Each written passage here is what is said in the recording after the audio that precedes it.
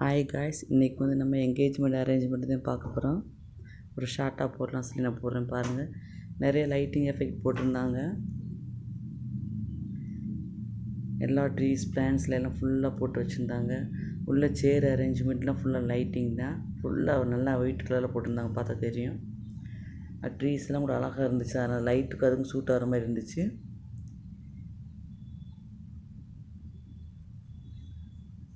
சேர் எல்லாம் white and ஒயிட்லேயே இருந்துச்சுங்க ஃபுல்லாக.